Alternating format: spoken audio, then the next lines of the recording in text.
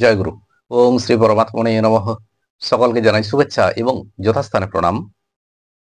যোগীরাজ শ্যামাচরণ লাহিড়ী, যে নামটির সাথে আমরা কম বেশি প্রায় সকলেই পরিচিত, তিনি শুধু যোগীরাজ শ্যামাচরণই নন, তিনি ব্রহ্ম শ্যামাচরণ। এই শ্যামাচরণ নামের মহিমা কি, এই নামের অর্থ কি, আজ এ নিয়েই পাঠ ও আলোচনা করব। শ্যামাচরণ শব্দটির মধ্যে রয়েছে দুটি শব্দ, অর্থাৎ এটিকে ভাঙলে আমরা দুটি শব্দ পাই, একটি শ্যামা এবং চরণ। শ্যামা বলতে আমরা বুঝি কালী, তারা ইত্যাদি 10 মহাবিদ্যা।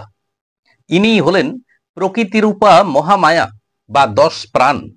শিবের প্রকৃতি রূপ হলো শ্যামা, এটি ভগবান শিবের চঞ্চল দিক। শিব মাটিতে শুয়ে আছেন, অর্থাৎ এটি তার স্থিরত্বের প্রতীক। তার বুকের উপরে রয়েছে মা কালীর একটা পা, আর মায়ের আরেকটা পা রয়েছে মাটিতে।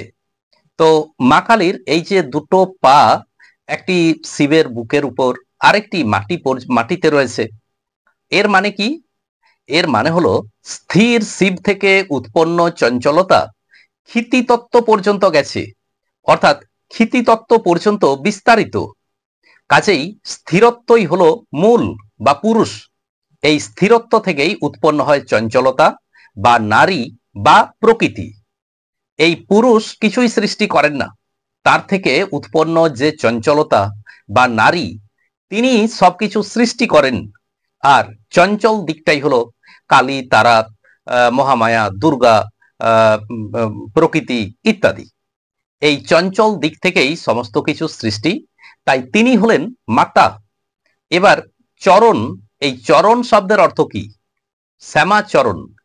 তো চরণ, চরণ শব্দে রয়েছে চ, র মূর্ধন্য।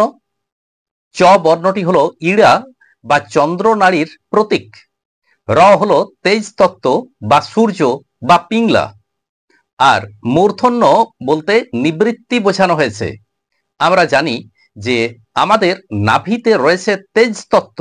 যোগী এই তেজ তত্ত্বের দ্বারা সাধন করতে করতে যখন কোটি চন্দ্র এবং সহস্র আত্মসূর্যের অতীতে পৌঁছে যান, অর্থাৎ ইড়া পিংলার অতীতে পৌঁছে যান, তখন তার মন থেকে সমস্ত দ্বৈত ভাব দূর হয়। আবার শ্যামাচরণ শব্দটির মধ্যে রয়েছে 5টি অক্ষর, স্যা, মা, চ, র, মূর্ধন্য।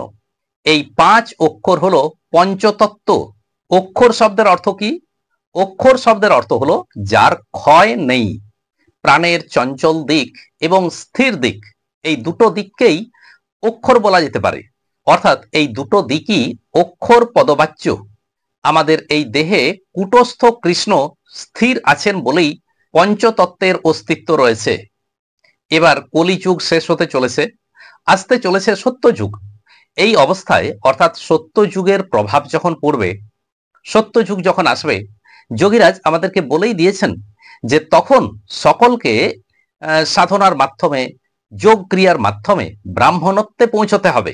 আর শ্যামাচরণ নামের মধ্যে এই সব দিকই বর্তমান রয়েছে, অর্থাৎ কূটস্থ কৃষ্ণ বা শিব রূপী পুরুষ বা স্থিরত্ব বর্তমান। অর্থাৎ স্থিরত্ব এবং চঞ্চলতা, এই দুই যোগীরাজ শ্যামাচরণের মধ্যে দুটো দিকই বর্তমান, এই দুই বর্তমান রয়েছে। আর মানুষ কিভাবে আত্মসাধন করে যোগ ক্রিয়ার মাধ্যমে পঞ্চতত্ত্বের অতীতে কূটস্থ কৃষ্ণে পৌঁছতে পারবে, তার প্রমাণ তিনি নিজেই। যোগী যখন সাধনায় বসেন, তখন তিনি প্রাণের চঞ্চল দিকের মধ্যেই থাকেন। কারণ যোগ সাধনায় বসেছেন ঠিক কথাই, যোগ ক্রিয়া করছেন ঠিক কথাই, কিন্তু তিনি পুরোপুরিভাবে কূটস্থ কৃষ্ণে পৌঁছতে পারেননি। বা তার মনের মধ্যে যে চিন্তা, মনের ভিতরে আসক্তি, আকাঙ্ক্ষা, এগুলো তখনও শরীরের মধ্যে ছড়িয়ে ছিটিয়ে থাকে। দীর্ঘদিনের যোগ অভ্যাসের ফলে সেগুলোর নিবৃত্তি হয়। তাই যোগী যখন প্রথম যোগ সাধনায় বসেন, তখন তিনি 10 প্রাণের মধ্যে থাকেন, অর্থাৎ পঞ্চতত্ত্বে থাকেন। পরে যোগ সাধনা করতে করতে এই ইড়া পিংলা, চন্দ্র সূর্য নারী, এগুলোর সব নিবৃত্তি হয়। শ্যামাচরণ হলেন প্রাণের চঞ্চল দিকের পঞ্চতত্ত্ব, আবার একই সাথে ইড়া পিংলা থেকে কুটস্থ কৃষ্ণ এবং তারও অতীতে নিশ্চল, নিরাকার, অব্যক্ত ব্রহ্ম পর্যন্ত সবকিছুই। কাজেই আমরা বুঝতে পারলাম যে শ্যামাচরণ নামের অর্থ কি এবং এই নামের মহিমাই বা কি। আজ এই পর্যন্তই। আসুন এবার শ্রী ভগবানের মহামন্ত্র জপ করি।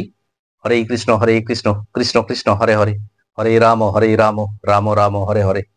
নমস্কার।